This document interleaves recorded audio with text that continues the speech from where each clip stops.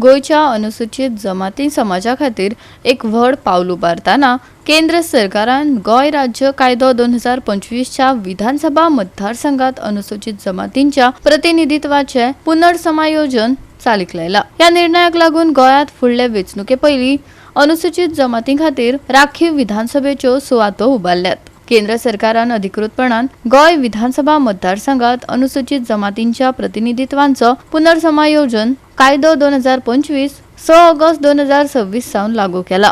हो कायदो गोयचे 40 वांगडी विधानसभेत अनुसूचित जमातीं खातीर सुवातो राखून दवरपाची परिस्थिती तयार करता। केंद्रान अधिसुचोवणी जारी करचे पयलीं संसदेत ते संमत केले आणि राष्ट्रपतींची मान्यताय मेळयली।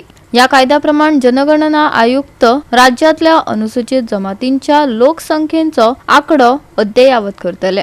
मुखेलमंत्री डॉ. प्रमोद सावंत हांनी एसटी विधानसभा प्रतिनिधित्व कायदो लागू केल्ल्यान येवकार दिवन तो बऱ्याच काळा सावन दिल्ल्या आश्वासनांची पूर्तता अशें म्हळां। ह्या कायद्याक लागून गोयच्या अनुसूचित जमातीं खातीर राखीव विधानसभा जागांची दारां उक्ती जाल्यात अशें तांणी सांगले आणि ते घडोवन हाडपा खातीर प्रधानमंत्री नरेंद्र मोदी आनी केंद्रीय गृहमंत्री अमित शाह हांचे उपकार मानले। गोवा 365 खातीर रमेश नायक रावत, गौतमी गांवकार आनी ओमकार देशप्रभू।